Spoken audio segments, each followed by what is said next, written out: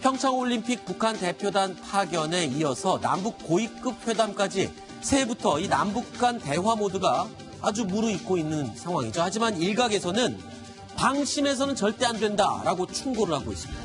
북한이 과거 국제 스포츠 행사 전후에 항상 도발을 감행했기 때문입니다. 과연 이번에도 그럴까요? 지금부터 자세히 짚어보겠습니다. 심정수 차장. 네. 아까 영상에도 봤지만 저렇게 허허 웃으면서 찾아왔던 황병서. 네. 2014년도 인천 아시안게임 때인데 인천 아시안게임 직후에 3일 만에 도발이 있었죠. 그렇습니다.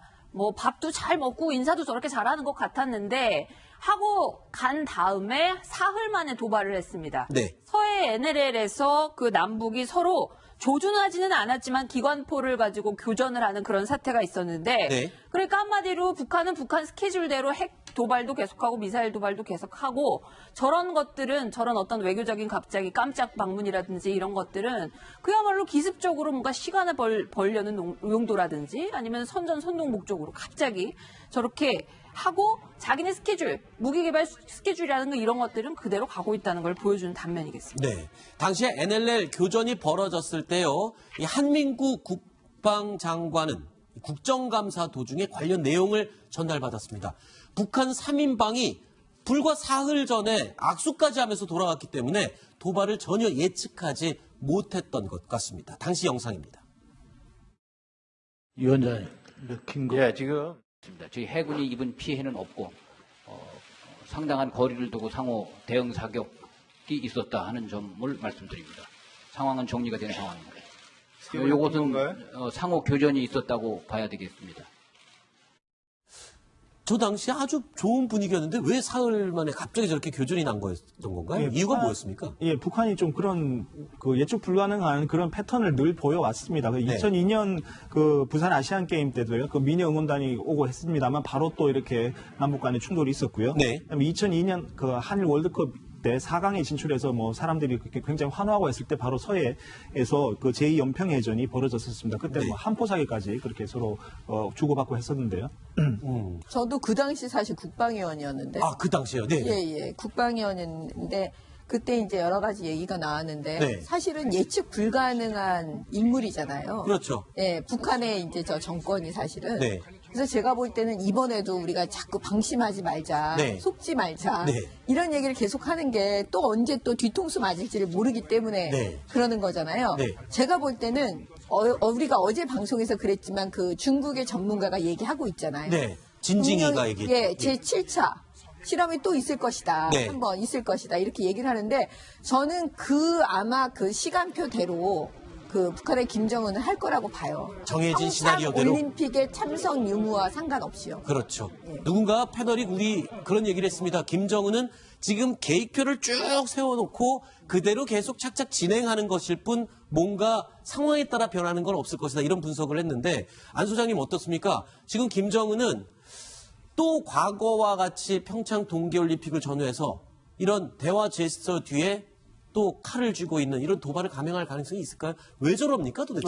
저도 뭐 그게 전적으로 동의하고요. 네. 특히 이제 9월 9일 정권 수립 70주년 때 무슨 은하 4호를 쏘라. 그렇죠. 이렇게 군수공업 일꾼대회에서 말했다는 거 아닙니까? 네. 그렇기 때문에 도발은 다분히 예정돼 있는 순서라고 우리가 생각을 하고 그럼에도 불구하고 어쨌든 우리는 북한을 끌어내야 되고 변화시켜야 되니까 평창으로 지금 부른 셈이 됐는데 네. 이제 그 도발 중에 이제 북한의 빅3가 왔다 간 직후에 NLL 도발도 지적하셨는데 또 하나가 이제 요 2군단 지역에서 그 당시 2군단 사령관이 그 김상용 중장이었는데 우리가 날아가는 삐라를 향해서 고사기관총을 발사를 했습니다. 네. 그러니까 삐라를 향해서 고사기관총을 쏜 일은 전무후무한 일입니다. 네. 근데 왜 쐈느냐? 바로 김관진 그 당시 빅3가 와서 김관진 수석을 만나가지고 네. 안보수석을 만나가지고 그 삐라가 이제 그 내용 자체가 김정은에 대한 고용일을 비롯한 김정은에 대한 걸 모두 벌거벗기는 겁니다. 네. 그걸 좀 중단해 달라 그래서 아하. 사실 인천에 왔다는 겁니다. 여러 가지 내용 중에 한 가지겠지만은 네.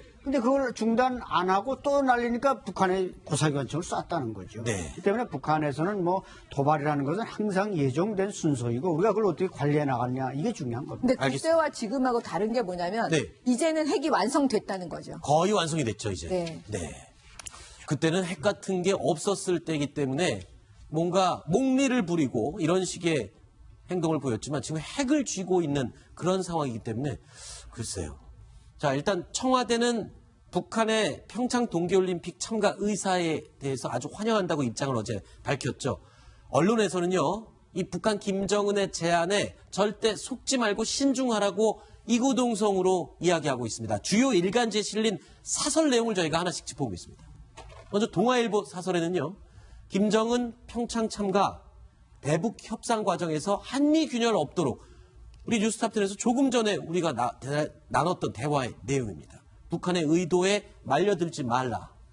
예상대로 남남 한미 균열 노리고 김정은이 이런 행동을 하는 것이다 라고 그 의도를 의심하고 있습니다.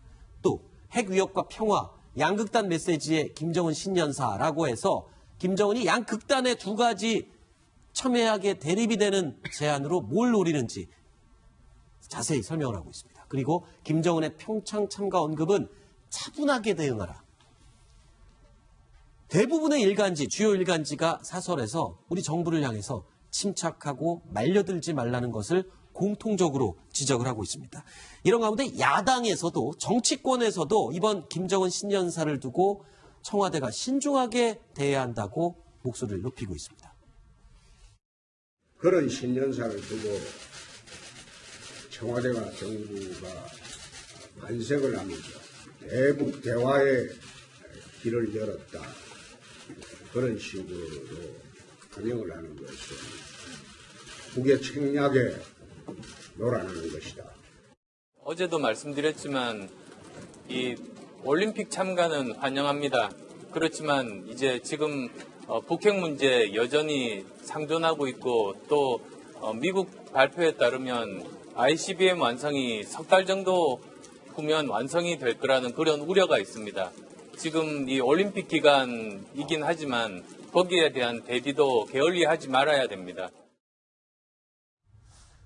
결국 북한의 김정은 이번 평창 동계올림픽 참가 카드를 내밀면서 본인들이 얻고 싶은 것 다 얻고 그리고 국제 무대에서 자신들에 대한 선전의 장으로 이용하고 또한 또 협상에서 유리한 그리고 국제 무대에서 제재를 받고 있는 이 부분에 대해서 뭔가 좀 빠져나가는 기회가 되지 않을까 이런 노림수들을 가지고 있을 것으로 많이들 분석을 하고 있습니다.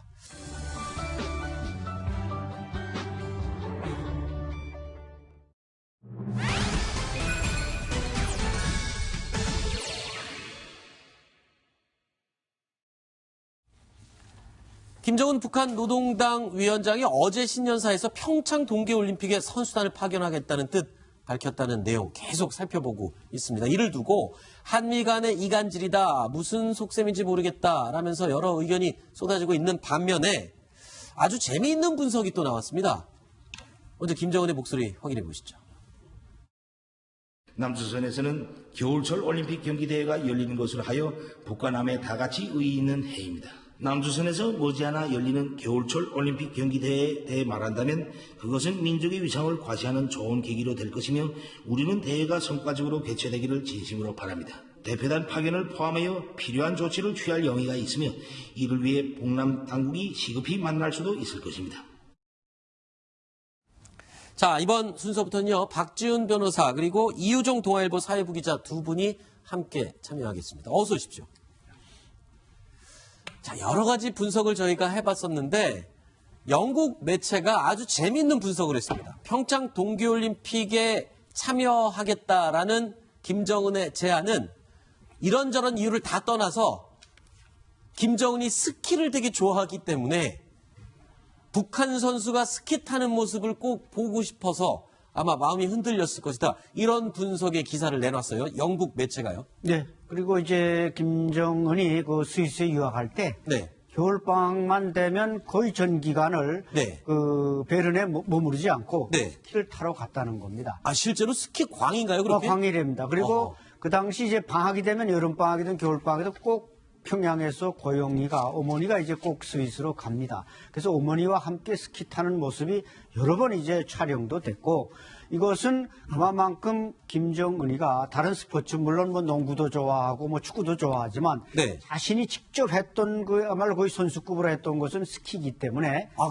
선수급이에요? 김정은이 스키가 그렇게 실력이 좋습니까? 그러니까 북한 내에서 볼 땐 선수급입니다. 밖에다 내다 놓으면 뭐 네. 지금은 잘 못하겠지만은 그래서 이번에 신년사 할 때 저렇게 얼굴이 시커멓게 하고 나타난 것도 결국 가서 스키 타다가 거기다 이제 오른쪽 볼에 이번 신년사 때 보면은 거의 긁힌 자국이 있습니다. 네. 그러니까 자기가 20대인 걸로 착각하고 타다 보면 넘어지는 건 뭐 기정사실 아니겠습니까? 그렇죠. 다치지 않았나. 그래서 화장도 심하게 못하지 않았나. 이런 네. 추측까지 낙태하고 있습니다. 그렇게 스키를 좋아하니까 이 마식령 스키장 이것도 직접 지었나 봅니다. 아마 그렇죠? 그런 가능성이 있어 보이지 않나 싶어요. 네. 2013년도에 완공을 했는데 6개월 만에 착공한 지 6개월 만에 완성이 됐죠. 네. 1,400만 제곱미터고 네. 그걸로 치면 423만 평 정도 됩니다. 네. 그리고 이 슬로프 길이가 49.6km예요.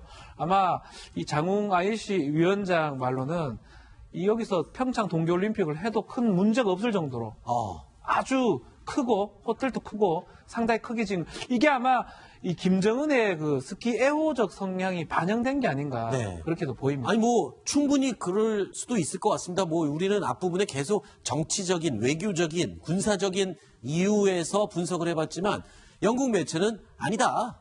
김정은이 스키 광이기 때문에 아마 동계올림픽에 관심을 더 가졌을 것이다. 이런 분석을 했는데 이유정 기자. 예. 그럼 김정은이 지금 저 등치에 스키를 타는 거는 조금 글쎄 맞는 부츠가 있을까 싶은 생각도 드는데 마식령 스키장을 이용하기는 하는 겁니까? 어떻습니까? 네, 실제로도 이용을 많이 합니다. 그래요? 2013년도에 개장을 했는데 2014년도 1월 달에 되면은요. 그 마식령 스키장에 중국 관영 매체 신화통신사 기자들을 데리고 가서 스키를 탔습니다. 네. 그래서 기자들한테 나를 좀 취재해달라 이런 얘기를 했는데 그 당시와 비교해도 지금이 한 3, 4년 정도 지났기 때문에 체중이 굉장히 많이 불었어요. 그래서 네. 지금 잘 탈 수 있는지는 잘 모르겠습니다. 네. 북한 얘기 나오니까 한번 이 얘기도 해보겠습니다. 오늘 북한 관련 소식들을 뒤져보다 보니까 자 연말에 그 불꽃놀이를 아마 북한에서 매년 하나 봅니다. 우리나라도 하긴 하지만 북한에서 하는데 이 불꽃놀이 어마어마한 규모로 하는 불꽃놀이 현장에 정작 김정은은 절대 나타나지 않는다고 해요. 이거는 혹시 생명의 위협을 느껴서 그런 겁니까? 그렇죠. 경호와 관련되고 최고 존엄이 뭐 폭약이나 폭탄이나 총과는 절대 거리를 두고 있습니다. 네. 그렇기 때문에 또 불꽃놀이 역시 저 김정은의 취향과 관련된 겁니다. 네. 과거에 김정일 시대만 해도 불꽃놀이를 하는 횟수는 거의 없었습니다. 네. 근데 김정은 들어와서는 1년에 한 두세 번씩 한단 말이죠. 네. 그러나 김정은은 직접 그 현장 가까이는 절대 가지 않고 네. 그 김일성 광장 주변에서 대동강반에서 진행되는 저 불꽃놀이 저 멀리 지금 대동강 건너편에 주체 사상탑이 보이지 않습니까? 그래서 저 사진은 이 김일성 광장 쪽에서 인민대학습당 쪽에서 찍었는데 아마 김정은은 저 장면을 그 밑에 대동강 호텔 이 스카이라인지에서 아마 관람할 것입니다. 아하, 밖에 나와서 보고 그러진 않고요. 어디 건물 추워서. 속에 숨어서. 예. 그렇군요. 춥기도 하겠고요. 우리 한국에서도 여의도에서 세계 불꽃 축제가 매년 벌어지는데 그 근처 레스토랑에서 사람들이 많이 모여서 보기도 하고 있죠. 근데 이 불꽃놀이 사진을 보다 보니까 또 재미있는 사진이 한 장 있었습니다. 셀카봉이 등장합니다. 예. 자, 외국인들이 볼 때 우리 한국 사람들의 저희 전유물처럼 보이는 셀카봉. 북한에도 역시 셀카봉이 있네요. 예, 그 조선중앙TV가 그 불꽃놀이 장면을 그 중계를 했는데요. 그 네. TV 화면에 그 북한 주민들이 그 셀카봉을 들고 네. 불꽃놀이 그 장면을 그 촬영하는 그런 모습이 그 찍혔습니다. 그래, 저런 장면으로 봤을 때는 북한 주민들도 뭐 휴대폰이나 이런 것으로 이렇게 촬영을 할 뿐만 아니라 이제 그렇죠. 우리 젊은이들이 좀 적어보십시오. 자주 사용하는 셀카봉도 예, 심심찮게 좀 사용하는 것 같습니다. 저 셀카봉은 어디서 났을까요? 뭐 본인들이 북한에서 직접 제조를 한 것이겠죠? 아마 중국에서 들여왔을 것으로 아하. 추정이 됩니다. 셀카봉이 우리나라에서 많이 사용되지만 우리나라에서 개발된 것은 아니고요. 대만이나 중국 쪽 이쪽에서 개발이 됐기 때문에 네. 그렇죠. 아마도 중국에서 유입됐을 가능성이 큽니다. 이 셀카봉을 사용한다는 것도 굉장히 신기하지만 셀카봉에 달아서 쓰는 게 뭡니까? 스마트폰 아닙니까? 그러니까 그만큼 북한에서도 스마트폰이 대중화되고 젊은 사람들이 많이 쓴다는 거 아닙니까? 우리 남한 젊은이들의 어떤 영향을 받은 걸 수도 있겠군요. 그렇죠. 그런데 이제 종류가 중요한데 엊그제 우리 뉴스탑10에서 많이 보여줬지만 김여정이 들은 그 폰, 그것은 거의 제가 볼 땐 아이폰으로 보인단 말이에요. 아이폰. 북한에서 제가 말씀드린 대로 과거에 김일성 배지가 신분을 나타내는 거라면 지금은 어떤 핸드폰을 쓰느냐, 아이폰을 쓰느냐, 그다음엔 북한의 무슨 진달래 3나 아리랑 터치를 쓰느냐, 이게 따라서 신분이 달라지기 때문에 이 핸드폰 수준이 자꾸 저게 올라간다는 것도 어떻게 보면 북한의 전파가 자꾸 될 수 있다는 면에서는 긍정입니다. 그 말씀 드리니까 그 생각이 났네요. 김정은 사무실, 집무실에 있는 컴퓨터가 애플 맥이었습니다. 은세로 된 애플, 미국산 컴퓨터를 쓰고 있고 노트북도 맥북을 쓰더라고요, 김정은이. 알겠습니다. 그렇게 미국을 싫어하면서 컴퓨터는 미국 제품을 좋아하는 김정은. 알겠습니다.